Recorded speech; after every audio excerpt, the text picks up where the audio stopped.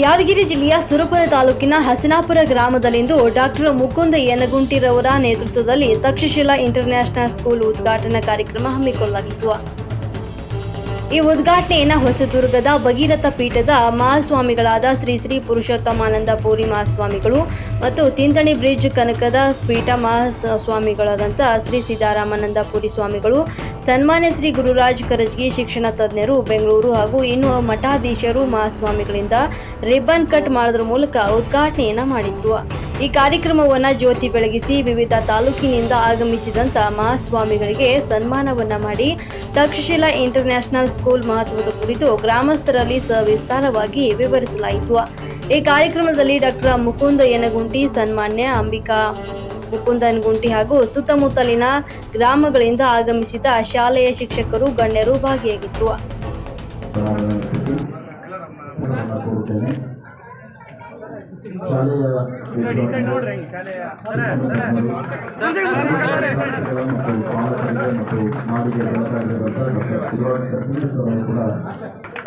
ವಿದ್ಯಾರ್ಥಿಗಳನ್ನು ಉದ್ಘಾಟಿಸಿದ್ದಾರೆ. ಈ ಕಾರ್ಯಕ್ರಮದ ಸಾನ್ನಿಧ್ಯವನ್ನು ತೋರಿಸಲಿಕ್ಕೆ ಗಣಪತಿಯ ವಾಲ್ಮೀಕಿ ಆಶ್ರಮದ ಪೂಜ್ಯ ಶ್ರೀ ವರದಾನೇಶ್ವರ ಸ್ವಾಮೀಜಿಗಳು ಗಮನಿಸಿದ್ದಾರೆ. ಪೂಜ್ಯರ ಕಾರ್ಯಕ್ರಮದಲ್ಲಿ ಕೃಷಿ ಪೂಜೆಯನ್ನು ಅಡ್ಮಿಷನ್ ಸ್ಟಾರ್ಟ್ ಆಗಿದೆ. ತಮ್ಮ ಎಲ್ಲರೂ ಸಹಕಾರ ಮಾಡಿರಿ ಅಂತ ಹೇಳಿ ನಾನು 2 ಮಾತು ಮುಗಿಸ್ತೀನಿ. ನಮ್ಮ ಡಾಕ್ಟರ್ ಸಾಹೇಬ್ರದ್ದು ಮಾತು ಕಡಿಮೆ ರೀ, ಕೆಲಸ ಜಾಸ್ತಿ. ಬಹುತೇಕವಾಗಿ ಅವರ ಉದ್ದೇಶ ಇಷ್ಟೇ, ಕಲ್ಯಾಣ ಕರ್ನಾಟಕ ಆರ್ಥಿಕವಾಗಿ ಶೈಕ್ಷಣಿಕವಾಗಿ ಹಿಂದುಳಿದ ಅಣೆಪಟ್ಟಿಯನ್ನು ನಾವು ತೆಗಿಬೇಕು. ಭಗೀರಥ ಮಹಾ ಋಷಿಗಳನ್ನು ಅರುಣ್ಮಂದಿರದಲ್ಲಿ ಧ್ಯಾನಿಸಿ ಇಂದು ತಕ್ಷಶಿಲಾ ಇಂಟರ್ನ್ಯಾಷನಲ್ ಸ್ಕೂಲ್ ಉದ್ಘಾಟನಾ ಸಮಾರಂಭ.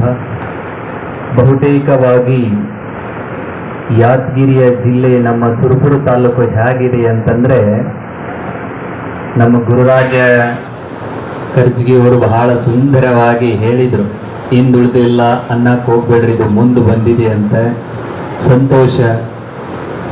ಹಾಗೆ ಈ ಒಂದು ಉದ್ಘಾಟನಾ ಸಮಾರಂಭದಲ್ಲಿ ಬಹುದೂರದಿಂದ ಆಗಮಿಸಿರುವಂಥ ಪರಮಪೂಜ್ಯ ಡಾಕ್ಟರ್ ಜಗದ್ಗುರು ಪುರುಷೋತ್ತಮಾನಂದಪುರಿ ಮಹಾಸ್ವಾಮೀಜಿಯವರ ಶ್ರೀಚರಣಾರವಿಂದಗಳಲ್ಲಿ ಪೂಜ್ಯ ಶ್ರೀಗಳಾಗಿರುವಂಥ ನಮ್ಮ ಆತ್ಮೀಯ ಪರಮಪೂಜ್ಯರಾಗಿರುವಂಥ ವರದಾನೇಶ್ವರ ಮಹಾಸ್ವಾಮೀಜಿಯವರ ಶ್ರೀಚರಣಾರವಿಂದಗಳಲ್ಲಿ ಪೂಜ್ಯ ಶ್ರೀಗಳಾಗಿರುವಂಥ ಸಕ್ರಪ್ಪ ತಾತನವರ ಪೂಜ್ಯರಲ್ಲಿ ಬಹುತೇಕವಾಗಿ ಬೆಂಗಳೂರಿಂದ ನಿನ್ನಿನ ದಿನದಿಂದ ಟ್ರೈನಲ್ಲಿ ಬಂದರೆ ಕಾಣಿಸ್ತೈತಿ. ಯಾದಗಿರಿಗೆ ಭಾಳ ಅತಿಶಯ ವರ್ಣನೆ ಮಾಡಬೇಕಾಗಿಲ್ಲ.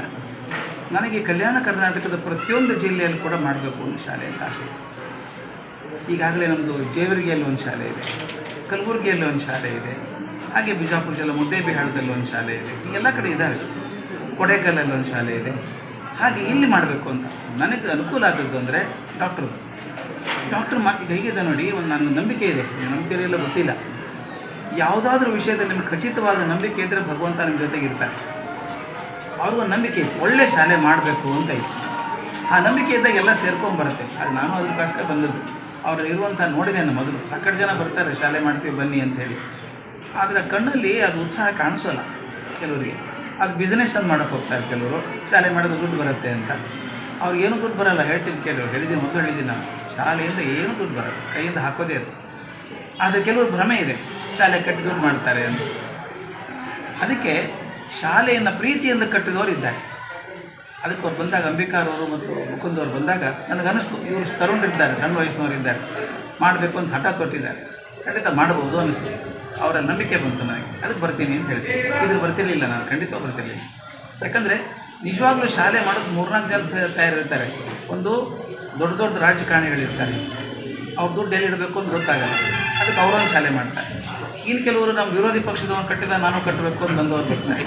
ಇನ್ನು ಕೆಲವರು ಬ್ಲ್ಯಾಕ್ ಮನಿ ಇದೆ, ಅದು ಹೆಂಗೂ ಮಾಡ್ಬೇಕಲ್ಲ ಅಂತ ಬರ್ತಾರೆ. ಇವರು ಅದು ಅದಕ್ಕೂ ಸೇರಿದವರಲ್ಲ. ಇದು ಅದಕ್ಕೆ ನನ್ನ ಮನಸ್ಸು ಇಟ್ಕೊಂಡು ಮಾಡಬೇಕು ಅಂತ. ಇದು ಯಾದಗಿರಿ, ಸುರಪುರ. ನನ್ನ ಸುರಪುರದ ಇತಿಹಾಸದ ಬಗ್ಗೆ ತುಂಬ ಚೆನ್ನಾಗಿ ಗೊತ್ತು. ಅದು ಒಳ್ಳೆಯ ಇತಿಹಾಸ ಇದೆ, ಅದ್ಭುತ ಇತಿಹಾಸ. ನಮ್ಮ ಮಕ್ಕಳಿಗೆ ಗೊತ್ತಾಗಬೇಕಲ್ಲ. ತಿರುಗಿ ಮುರುಗಿ ಹಳೆ ಅರಮನೆ ನೋಡ್ಕೊಂಬಂದ್ರೆ ಆಯಿತು, ಅರಮನೆ ಆದದ್ದು ಹೆಂಗೆ, ಅದರಿಂದ ನಡೆದದ್ದು ಏನು ಎಲ್ಲ ಗೊತ್ತಾಗಬೇಕಲ್ಲ ಮಕ್ಕಳಿಗೆ. ಅದು ಹೇಳಬೇಕು. One of the best school in almost Gulbarga Yadagiri ಭಾಗದಾಗ ನಮ್ಮ ಟಾಪ್ ಅನ್ಬೋದು. ನಾವು ಆ ಥರಕ್ಕೆ ಒಯ್ಬೇಕಂತ ಸರ್ ಸಪೋರ್ಟ್ ಇತ್ತು ಅಂದ್ರೆ ಟಾಪ್ ಇನ್ ದಿಸ್ ಸರೌಂಡಿಂಗ್ ಡಿಸ್ಟಿಕ್ನಾಗ ಅದಕ್ಕೆ ಎಲ್ಲ ಡಿಸ್ಟಿಕ್ಕಿಂತ ಟಾಪ್ ಮಾಡ್ಬೇಕಂತ ಒಂದು ಗುರಿ ಇದೆ. ಬಟ್ ಕಂಟೆಸ್ಟೆಂಟ್ ಮಾತ್ರ ಚೆನ್ನಾಗಿ ಮೂಡ್ ಬರ್ತಾ ಇದೆ ಸರ್. ನಾವು ನೋಡಿರೋ ಮಟ್ಟಿಗೆ ಬೆಂಗಳೂರು ಥರನೂ ಈ ಥರ ಆಗಲ್ಲ.